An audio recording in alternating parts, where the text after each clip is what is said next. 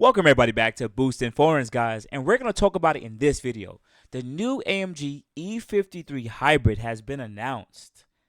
Yeah, hybrid. Oh my god. Guys, let's go. Let's jump into the video. First thing, shout out to my Boosting Foreigns family.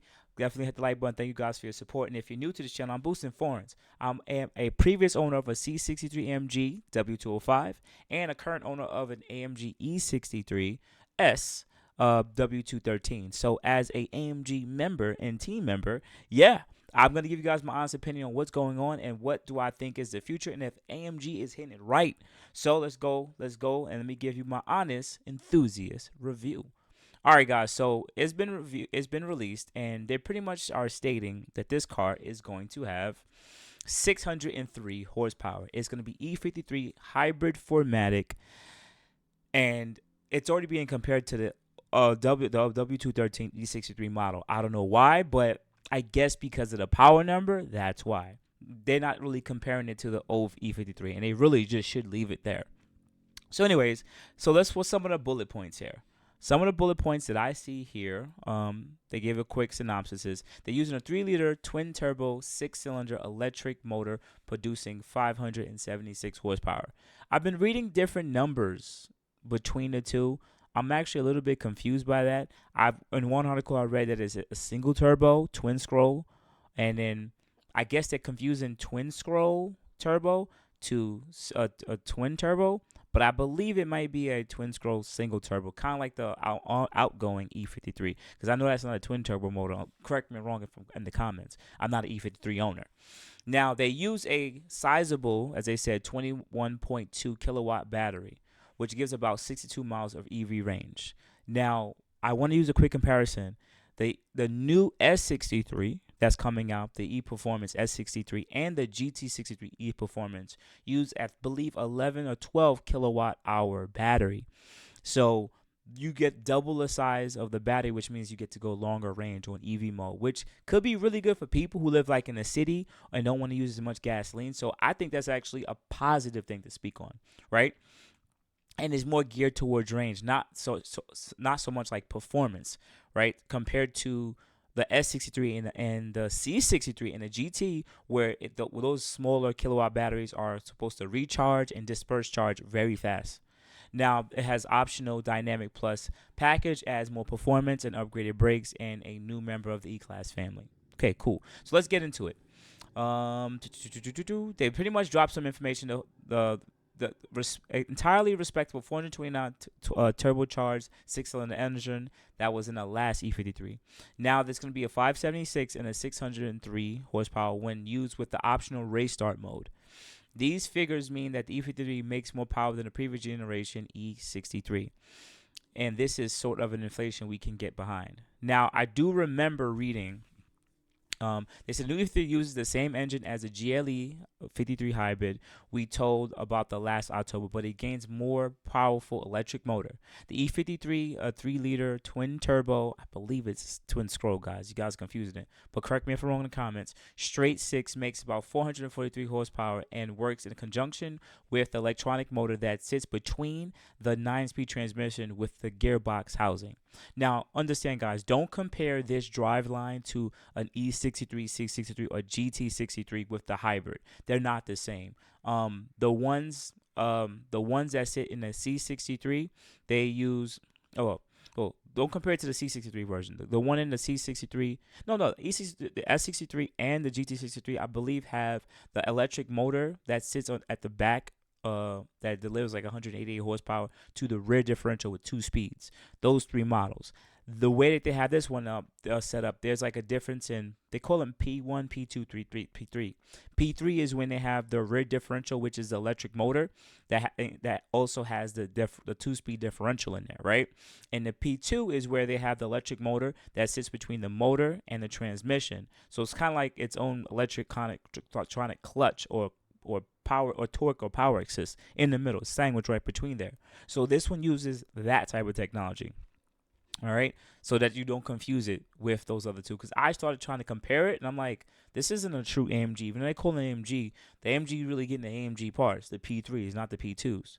Now, It's compatible delivering 161 horsepower and 352 pounds-feet by itself with a short-term power overboost and race start that comes as part of the optional dynamic plus package. The combined torque quote is about 553 pounds of torque. AMG claims 3.80 to 60 or 0.2 seconds for the E53 hybrid race start and 2 tenths slower without it. So they're saying pretty much if you don't use electronic assist, the car's gonna be running like a 4.5, 0 to 60, with just without the electronic assist. We managed to reach a 60 mile an hour in 4 seconds flat in a previous E53 coupe. But understand, guys, we're not gonna have this in an article. This gives additional weight. So from what I've been searching through the internet and what they were speaking about, the weight of this car should be roughly about 45 to 4,600 pounds with the additional weight of the P2 technology. So the outgoing car, I believe, was like 4,100, 4,200 pounds or 4,100 pounds in the E53, the old ones, without the hybrid stuff. I think it was 4,200.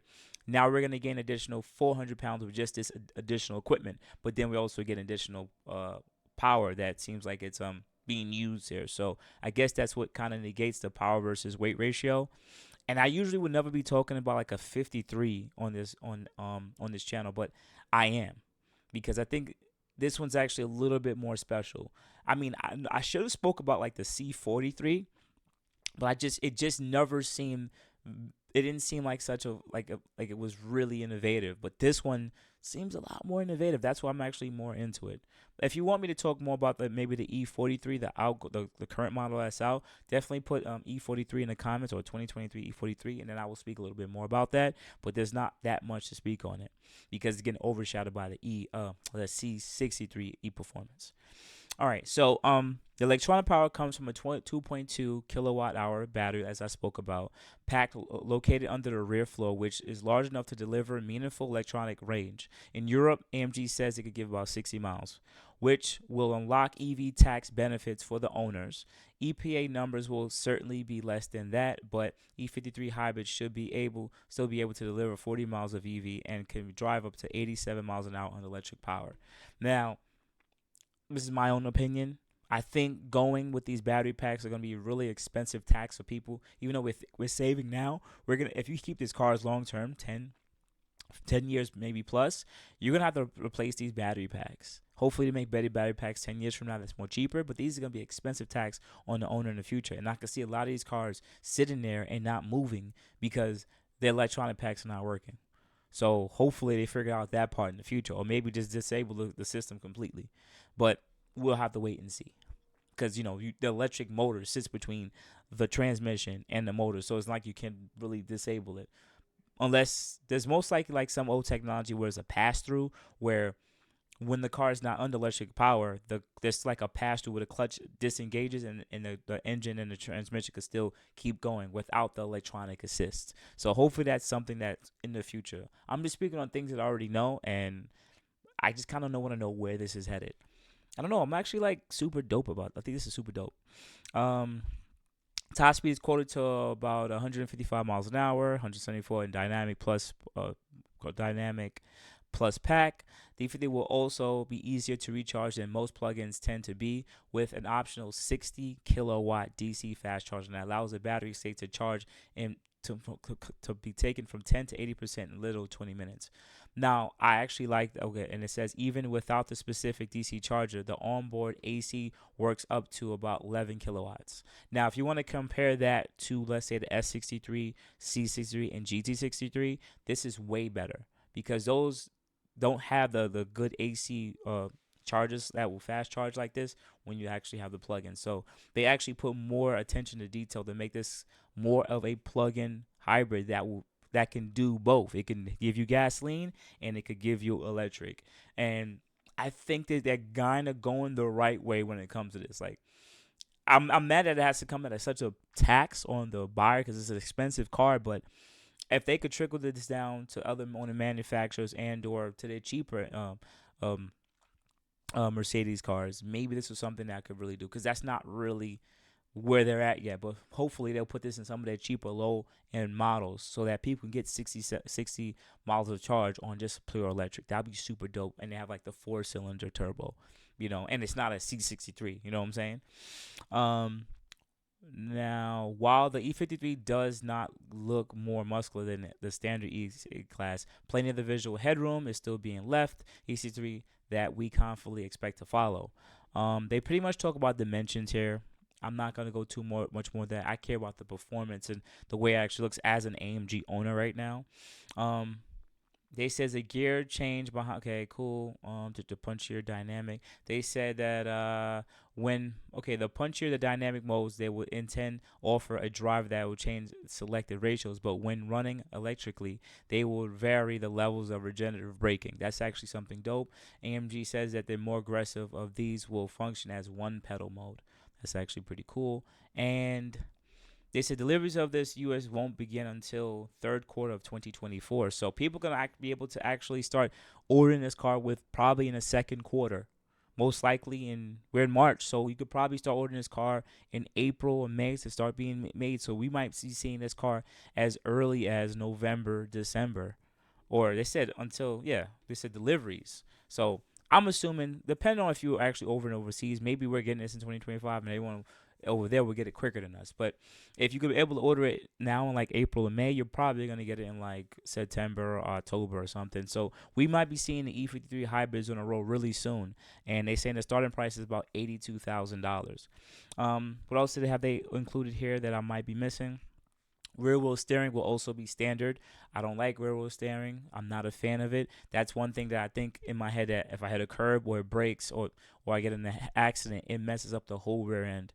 And the body shell gets additional reinforcement to improve stiffness. This changes the cross brace between the front towers and additional bracing for the rear axle mounts.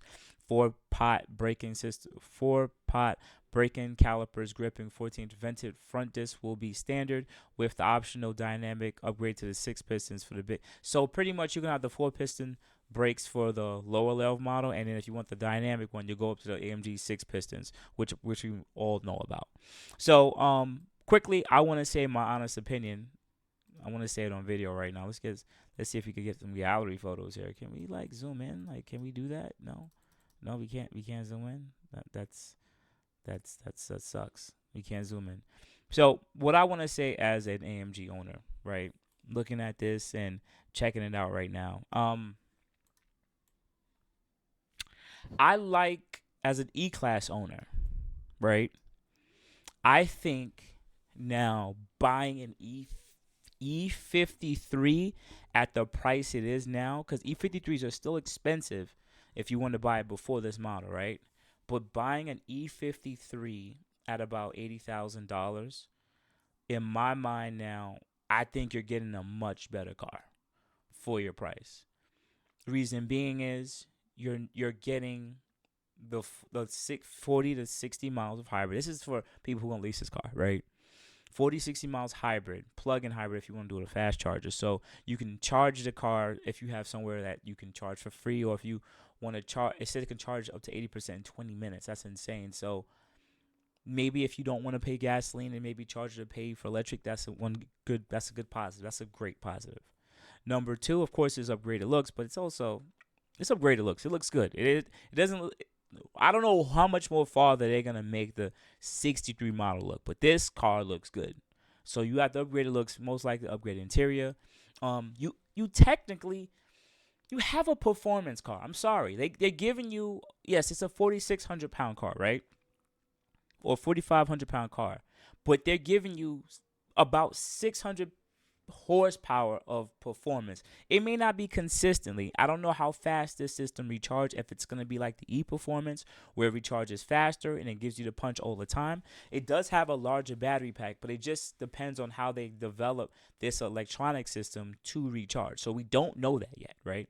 We don't know. But what we do know is you're buying almost a 600 horsepower car, and it's not even a full-fledged AMG yet. I honestly think that this is actually a really good bang for its buck. And in the AMG, what they're coming out in the new world and where the performance is going. Because if you want an S63, that's going to be like a $200,000 car. If you want a GT63, the same thing. If you want a C63 E-Performance, which is coming out, even though you're going to get the P3 system, that car is going to be about right around the price of this, or even more, probably more expensive. It's going to be touching at almost 100 grand territory for the C63 E-Performance, or whatever it's called, whatever, right? It's like, yes, get that, but I think this one, they kind of already put it in the right category, and because it's a 53 and it's a 6-cylinder with a, I believe, twin scroll, not twin turbo, whatever, I'm not mad at it. For what it is worth, for what you're getting, it seems like you're getting a good car. And it says without, let's say the electric battery is not fully charged or whatever, you don't have the full discharge. Then you have about 400 and close to 450 horsepower, inline-six on a 4,600 pound, which is still heavy, but they're saying they're still probably gonna run 0 to 60 in 4.5, so it ain't gonna be athletic. But for what it's worth, it's not the full-fledged AMG, so you can't get mad at it. So it begs to ask the question, right? The question that I have now is this, right? Let me just put myself big screen. Can I put myself big screen here? Give me a second, guys. I haven't been on this in so long. So this is what I beg to question now. What is the next E63 hybrid E-Performance going to look like? Is AMG going to develop the next E63 with the M177 V8, or are they going to give us the same? I believe this is the M256 inline-six that's in the outgoing E53 that they just pretty much put in the new E53, which is not really an AMG motor, so derived motor. So either they're going to have to upgrade the new E63 inline-six motor and beef it up, the M256, and make a different code for it, or is Mercedes going to give us that M177 in an E63? And honestly, I think, in my honest opinion, what Mercedes is going to do is they're going to drop this as a 2025 model, see how it does, and they basically have both engines on the shelf. Like, should we build M256 or should we just do the M177? And does it make sense? And does it overcast the S63? Because you have to be better than the C63. If the new E63 isn't better than the C63, they know they missed the target, and they know that the E63 has to compete with the new M5. So they might hold out on the new E63 just to see where the M5 is gonna sit. So they like run to the charts and be like, we're not gonna put it inline-six. Nope. If we're gonna put the M177, and then people will buy. Right? And in that case, I can see that actually being something that people will run to and actually go and purchase. So we got to wait and see. At this point, I'm actually not mad at the E53 and where it's priced. I think it's going to be good on the used market because a couple people are going to get it in the first year, and then the price is going to appreciate, and the car is going to be about $60,000 in maybe a year or whatever, $65,000. And I think that would be a good bang for its buck car that has 600 horsepower, 40 to 60 miles on EV mode, plug-in hybrid, and it's a luxury car. Like, that's actually pretty good, and it'll still be under warranty for the next 2-3 years. I think that's a really good idea, and I like where that's going. I like that. I'm not a fan of the C43 because that does nothing like that, but I think in this case, I'm actually someone who actually thinks this is actually good. So outside of that, guys, you have good morning, good afternoon, good night. Definitely hit the like button, subscribe button with the bell notification, and hit all. And hopefully I gave you guys support. I know I have old videos I haven't even dropped on this channel. I'm supposed to try to make this channel grow to 1,000 subscribers, but definitely, hopefully, I get you subscribed and I earned it. You guys have a good day. Thank you. Also, follow me at Boost and Foreigns on Instagram. Take care.